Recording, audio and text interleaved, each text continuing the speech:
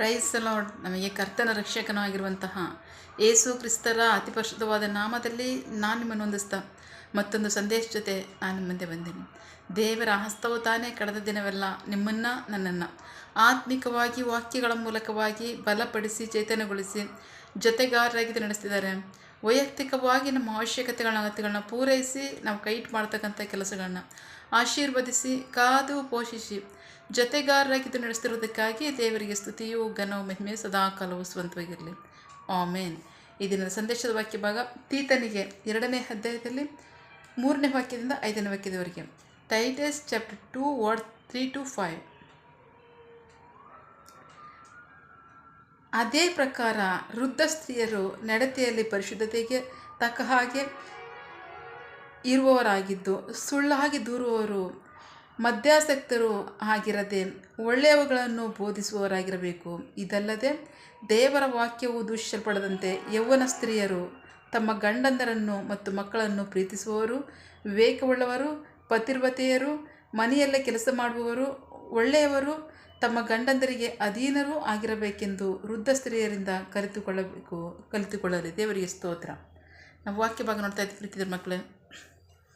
ವಿವಿಧ ವಯೋಮಾನದವರಿಗೆ, ಎಲ್ಲ ವಯೋಮಾನದವರಿಗೆ ಇಲ್ಲಿ ಬೋಧನೆ ಇದೆ.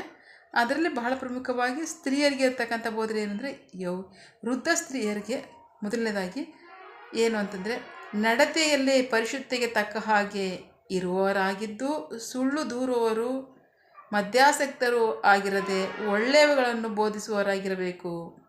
ಇದಲ್ಲದೆ ದೇವರ ವಾಕ್ಯವು ದೂಷಿಸಲ್ಪಡದಂತೆ ಯೌವನದ ಸ್ತ್ರೀಯರು ಗಂಡಂದರನ್ನು ಮತ್ತು ಮಕ್ಕಳನ್ನು ಪ್ರೀತಿಸುವವರು, ವಿವೇಕವುಳ್ಳವರು, ಪತಿವ್ರತೆಯರು, ಮನೆಯಲ್ಲಿ ಕೆಲಸ ಮಾಡುವವರು, ಒಳ್ಳೆಯವರು, ಗಂಡಂದರಿಗೆ ಅಧೀನರೂ ಆಗಿರಬೇಕೆಂದು ವೃದ್ಧ ಸ್ತ್ರೀಯರಿಂದ ಕಲಿತುಕೊಳ್ಳಲಿ. ದೇವರಿಗೆ ಸ್ತೋತ್ರ. ಬಹಳ ಪ್ರಮುಖವಾಗಿ ಮೋಶೆ ಧರ್ಮಶಾಸ್ತ್ರದಲ್ಲಿ ದೇವರು ಆಜ್ಞೆ ಮಾಡಿರ್ತಕ್ಕಂಥದ್ದು ಏನಂದರೆ, ನೀವು ಬಾಳಿ ಬದುಕಿದ ಮಾರ್ಗವನ್ನು ನಿಮ್ಮ ಮಕ್ಕಳಿಗೆ ಬೋಧಿಸಿರಿ, ಮಕ್ಕಳ ಮೊಮ್ಮಕ್ಕಳಿಗೆ ಬೋಧಿಸಿರಿ. ಯಾಕೆಂದರೆ ನೀವು ನಿಮ್ಮ ಜೀವನದ ಪಯಣದಲ್ಲಿ ನೀವು ಹಾದು ಬಂದ ಮಾರ್ಗದಲ್ಲಿ ಕಷ್ಟಗಳು ಬರಲಿಲ್ಲ ಅಂತಲಲ್ಲ, ಸಮಸ್ಯೆಗಳು ಬರಲಿಲ್ಲ ಅಂತಲಲ್ಲ, ದೂಷಣೆ ಬರಲಿಲ್ಲ ಅಂತಲಲ್ಲ, ಬಲಹೀನತೆ ಉಂಟಾಗಲಿಲ್ಲ ಅಂತಲಲ್ಲ, ಉಪದ್ರವಗಳು ಬರಲಿಲ್ಲ ಅಂತಲಲ್ಲ, ಶೋಧನೆಗಳು ಬರಲಿಲ್ಲ ಅಂತಲಲ್ಲ. ಅದೆಲ್ಲ ಬಂತು. ಅದೆಲ್ಲ ಬಂದಾಗ ನಾನು ನಿಮ್ಮನ್ನು ನಡೆಸ್ದಲ್ಲ, ಆ ರೀತಿಯನ್ನು, ಆ ವಿಧಾನವನ್ನು ನೀವು ಮರೆದೇ ಇರ್ತೀನಲ್ಲಿ ನೀವು ಅದನ್ನು ಯಾವಾಗಲೂ ನೆನೆಸಿದನಿಗೆ ಸ್ತೋತ್ರಗಳನ್ನು ಸಲ್ಲಿಸಿ. ಅಷ್ಟು ಮಾತ್ರ ಅಲ್ಲ, ನಿಮ್ಮ ಮಕ್ಕಳಿಗೆ ಅದನ್ನು ಬೋಧಿಸಿರಿ. ಯಾಕೆಂದರೆ ಅವ್ರ ಜೀವಿತ ಬರುತ್ತೆ ನಿಜ. ಬಂದಾಗ ಅವರು ಸೋತು ಹೋಗದೆ, ಅವರು ನಿರಾಶರಾಗದೆ, ಅವರು ನಿರೀಕ್ಷೆಯನ್ನು ಕಳ್ಕೊಳ್ಳದೆ, ದೇವರಲ್ಲಿ ನಿರೀಕ್ಷೆಯನ್ನು ಕಳ್ಕೊಳ್ಳದೆ, ಅವರು ಸೋತು ಹೋಗದೆ ಇರ್ತಾರೆ. ತಾಳ್ಮೆಯಿಂದ ಕಾದು ದೇವರು ನಂಬಿಕಸ್ಥರಾಗಿದ್ದಾರೆ, ತಕ್ಕ ಕಾಲದಲ್ಲಿ ನಮಗೆ ಎಲ್ಲವನ್ನು ಅನುಗ್ರಹಿಸುವವರಾಗಿದ್ದಾರೆ, ನಮ್ಮನ್ನು ಕೈ ಬಿಡಲ್ಲ ಅನ್ನೋ ನಂಬಿಕೆ, ಭಯಭಕ್ತಿ ಅವರಲ್ಲಿ ಇರುವಂತೆ ನಾನು ನಿಮ್ಮ ಜೀವಿತದಲ್ಲಿ ನಡೆಸಿದಂತಹ ಮಾರ್ಗದರ್ಶನವನ್ನು, ನಡೆಸಿದ ಮಾರ್ಗ ವಿಧಾನವನ್ನು ನಿಮ್ಮ ಮಕ್ಕಳು ಮೊಮ್ಮಕ್ಕಳಿಗೆ ಬೋಧಿಸಿರಿ. ಇದು ದೇವರ ಧರ್ಮಶಾಸ್ತ್ರದಲ್ಲಿ ಕೊಡತಕ್ಕಂಥ ಆಜ್ಞೆ ಆಗಿದೆ ತಂದೆ ತಾಯಿಗಳಿಗೆ. ದೇವರಿಗೆ ಸ್ತೋತ್ರ. ಸೊ ಹಾಗಾಗಿ ಇಲ್ಲಿ ವೃದ್ಧ ಸ್ತ್ರೀಯರಿಗೆ ಏನು ಆಜ್ಞೆ ಮಾಡ್ತಾ ಇದ್ದಾರೆ, ಯೌವನ ಸ್ತ್ರೀಯರಿಗೆ ನಿಮ್ಮ ಜೀವನದ ಮಾರ್ಗದಲ್ಲಿ ನಾನು ನಡೆಸಿದಂಥ ರೀತಿ, ನನ್ನಿಂದ ನಿಮಗೆ ಬಂದಂಥ ಸಹಾಯ, ಮಾರ್ಗದರ್ಶನ, ಆಶೀರ್ವಾದ, ಸ್ವಸ್ಥತೆ, ಬಿಡುಗಡೆ, ಸೌಖ್ಯ, ಶತ್ರುಬಾಧೆಯಿಂದ ಉಂಟಾದ ಬಿಡುಗಡೆ, ಎಲ್ಲವನ್ನು ಸಹ ನೀವು ನಿಮ್ಮ ಯೌವನ ಸ್ತ್ರೀಯರಿಗೆ ಬೋಧಿಸಿರಿ. ಏಕೆಂದರೆ ಯೌವನ ಸ್ತ್ರೀಯರು ಅವ್ರ ಜೀವಿತದಲ್ಲಿ ಬರ್ತಕ್ಕಂಥ ಸಮಸ್ಯೆಗಳನ್ನು, ಹೋರಾಟಗಳನ್ನು, ಉಪದ್ರವಗಳನ್ನು, ಶೋಷಣೆಗಳನ್ನ ನೋಡಿ ಅವ್ರು ಸೋತು ಹೋಗದೇ ಇರ್ತಿರಲಿ. ಅವರು ನನ್ನಲ್ಲಿ ಬಲವುಳ್ಳವರಾಗಿ, ನಿರೀಕ್ಷೆ ಉಳ್ಳವರಾಗಿ ಇರೋರ್ತಿರಲಿ. ನೀವು ಅವ್ರಿಗೆ ನಿಮ್ಮನ್ನು ನಾನು ನಡೆಸಿದಂಥ ಮಾರ್ಗದರ್ಶನವನ್ನು ಅವರಿಗೆ ಬೋಧಿಸಿರಿ, ಉಪದೇಶಿಸಿರಿ. ದೇವರಿಗೆ ಸ್ತೋತ್ರ.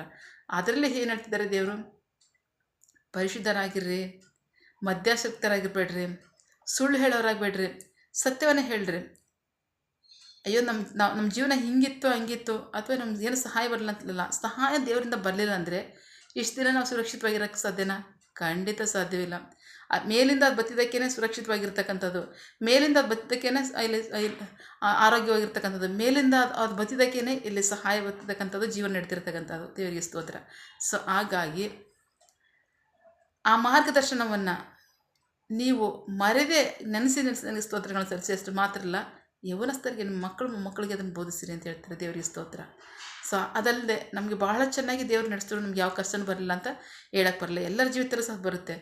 ಬಂದಂಥ ಸನ್ನಿವೇಶದಲ್ಲಿ ದೇವರು ನಡೆಸಿದಂಥ ರೀತಿಯನ್ನು ನೀವು ಅದನ್ನು ನೆನೆಸಿ ನನಗೆ ಸ್ತೋತ್ರಗಳನ್ನು ಸಲ್ಲಿಸಿ ನಿಮ್ಮ ಮಕ್ಕಳಿಗೆ ಅದನ್ನು ಬೋಧಿಸಿರಿ ಅಂತ ಹೇಳ್ತಾರೆ. ದೇವರಿಗೆ ಸ್ತೋತ್ರ. ಸೊ ಹಂಗೇ ನೀವು ಗಂಡಂದರನ್ನ ಮಕ್ಕಳನ್ನು ಪ್ರೀತಿಸುವವರಾಗಿರ್ರಿ. ಅಷ್ಟು ಮಾತ್ರ ಅಲ್ಲ, ಅಧೀನರಾಗಿರಿ, ಪ್ರತಿ ವಿಷಯದಲ್ಲಿ ಅಧೀನರಾಗಿರಿ, ಪರಿಶುದ್ಧರಾಗಿರ್ರಿ, ಪತಿವ್ರತೆಯರಾಗಿರ್ರಿ, ಮನೆ ಕೆಲಸ ಮಾಡೋರಾಗಿರ್ರಿ. ಅಷ್ಟು ಮಾತ್ರ ಅಲ್ಲ, ತಿರುಗಿ ಹೇಳ್ತಾ ಇದ್ದಾರೆ, ಗಂಡಂದರಿಗೆ ಅಧೀನರಾಗ್ರಿ. ದೇವರಿಗೆ ಸ್ತೋತ್ರ. ದೇವರ ವಾಕ್ಯವು ಬಹಳ ಪ್ರಮುಖವಾಗಿ, ದೇವರ ವಾಕ್ಯವು ದುಶ್ಚಲ್ಪಡದೇ ರೀತಿಯಲ್ಲಿ ನೀವು ಗಂಡಂದರಿಗೆ ಅಧೀನರಾಗ್ರಿ. ನೀವು ದೇವರಲ್ಲಿ ಭಯಭಕ್ತಿ ಉಳ್ಳವರಾಗಿರಿ, ಗಂಡ ಮಕ್ಕಳನ್ನ ಪ್ರೀತಿಸುವವರಾಗಿರ್ರಿ, ಮನೆ ಕೆಲಸ ಚೆನ್ನಾಗಿ ಮಾಡೋರಾಗಿರ್ರಿ. ಅಷ್ಟು ಮಾತ್ರ ಅಲ್ಲ, ಪರಿಶುದ್ಧರು ಪತಿವ್ರತೆಯರಾಗಿ ಜೀವಿಸಿರಿ ಅಂತ ಹೇಳ್ತಾರೆ. ದೇವರಿಗೆ ಸ್ತೋತ್ರ. ಅಷ್ಟು ಗುಣವತಿಯಾದ ಸ್ತ್ರೀಯ ಗುಣಲಕ್ಷಣಗಳನ್ನ ಬೈಬಲ್ ಏನು ಹೇಳುತ್ತೆ ಹೇಳಿ? ದೇವರಲ್ಲಿ ಭಯಭಕ್ತಿ ಉಳ್ಳವರಾಗಿರ್ರಿ, ಗಂಡನ ಮಕ್ಕಳನ್ನ ಪ್ರೀತಿಸುವವರು, ಪೋಷುವವರಾಗಿರ್ರಿ. ಅಷ್ಟು ಮಾತ್ರ ಅಲ್ಲ, ಮನೆ ಕೆಲಸನ ಚೆನ್ನಾಗಿ ಮಾಡೋರಾಗಿರ್ರಿ. ಅಷ್ಟು ಮಾತ್ರ ಅಲ್ಲ, ಜವಾಬ್ದಾರಿ ಉಳ್ಳವರಾಗಿ ಮನೆಯಲ್ಲಿ ಕಾರ್ಯಗಳು ಮಾಡಿರಿ. ನಿಮ್ಮ ಅಧೀನದಲ್ಲಿರ್ತಕ್ಕಂಥವ್ರಿಗೆ ಪೋಷಿಸ್ರಿ. ಅನಾಥರನ್ನ, ವೃದ್ಧರನ್ನ, ದಿಕ್ಕಿಲ್ಲದವ್ರನ್ನ ನೆನೆಸಿ ಅವ್ರಿಗೆ ಸಹಾಯ ಮಾಡಿರಿ. ಮನೆ ಕೆಲಸ ಚೆನ್ನಾಗಿ ಮಾಡಿರಿ. ಇತ್ತಾನೆ ದೇವರ ವಾಕ್ಯ, ಗುಣವತಿಯಾದ ಸ್ತ್ರೀಗಿರ್ತಕ್ಕಂಥ ಗುಣಲಕ್ಷಣಗಳು. ಇದನ್ನು ಮಾಡಿರಿ. ಇದು ದುಶ್ಚಲ್ಪಡಬಾರ್ದು. ಈ ವಾಕ್ಯ ದೇವರ ವಾಕ್ಯ ಅದು ಇನ್ನೊಬ್ಬರ ಮುಂದೆ ಅಪಚಾರಕ್ಕೊಳಗಾಗಬಾರ್ದು. ಹಾಗಾಗಿ ನಂಬಿಕಸ್ಥರಾಗಿ ವಾಕ್ಯಕ್ಕೆ ವಿಧೇಯರಾಗ್ರಿ. ವಾಕ್ಯದ ಆಶೀರ್ವಾದಗಳನ್ನ ಸ್ವಂತ ಮಾಡ್ಕೊಳ್ರಿ. ದೇವರಿಗೆ ಭಯಭಕ್ತಿ ಜೀವಿಸ್ರಿ. ದೇವರ ಸಹಾಯವನ್ನು, ಆಶೀರ್ವಾದವನ್ನು ಹೊಂದ್ಕೊಳ್ರಿ ಅಂತ ವಾಕ್ಯ ಹೇಳ್ತದೆ. ದೇವರಿಗೆ ಸ್ತೋತ್ರ. ಸೊ ಹಾಗಾಗಿ ನಂಬಿಕಸ್ಥರಾಗಿ ವಾಕ್ಯಕ್ಕೆ ವಿಧೇಯರಾಗ್ರಿ, ವಾಕ್ಯದ ಆಶೀರ್ವಾದಗಳನ್ನು ಸ್ವಂತ ಮಾಡ್ಕೊಳ್ಳಿ. ಆಮೇಲೆ ಪ್ರಾರ್ಥಿಸಿಕೊಳ್ಳೋಣ. ಸಕಲ ಸೃಷ್ಟಿಕರ್ತನೆ, ಸರ್ವಾಧಿಕಾರಿಯ ಸಾರ್ವಭೌಮನೆ, ಉನ್ನತನೇ ಮಹೋನ್ನತನೇ, ಮಹಾಪರಿಶುದ್ಧನೇ, ಪ್ರೀತಿ ಸ್ವರೂಪನೇ, ನೀತಿವಂತನೇ, ಅಧಿಪತಿಯೇ, ಸೇನಾಧೀಶ್ವರನೇ, ಇರುವಾತನೇ, ಸರ್ವವ್ಯಾಪಿಯೇ. ಸಪಾ ಈ ದಿನ ವಾಕ್ಯಗಳ ಮೂಲಕವಾಗಿ ನಮ್ಮ ಸಂಗಡ ಮಾತಾಡಂಥ ನಿಮ್ಮ ಪ್ರೀತಿಗಾಗಿ ನಂಬಿಗಸ್ತಿಗೆ ನಿಮಗೆ ಸ್ತೋತ್ರ.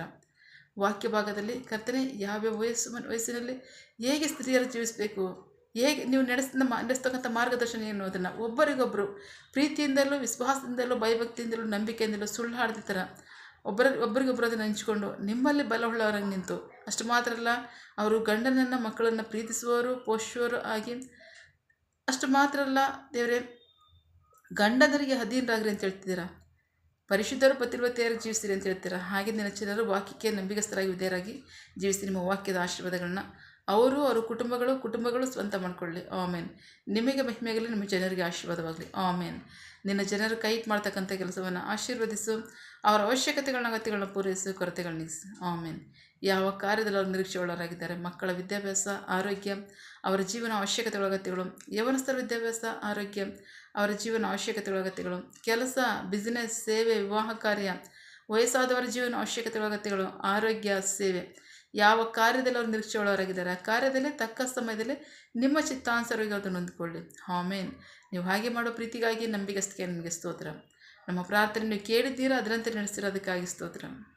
ನಮ್ಮ ಪ್ರಾರ್ಥನೆಯನ್ನು ನಮ್ಮ ರಕ್ಷಕನಾದ ಯೇಸು ಕ್ರಿಸ್ತರ ಅತಿ ಪರಿಶುದ್ಧವಾದ ನಾಮದಲ್ಲಿ ಪ್ರಾರ್ಥಿಸಿ ನಿಮ್ಮ ಪಾದಗಳು ಸಲ್ಲಿಸಿ ನಾವು ಬೇಡುವಂತಿದ್ದೇವೆ, ನಮ್ಮ ಜೀವ ತಂದೆ. ಆಮೇನ್.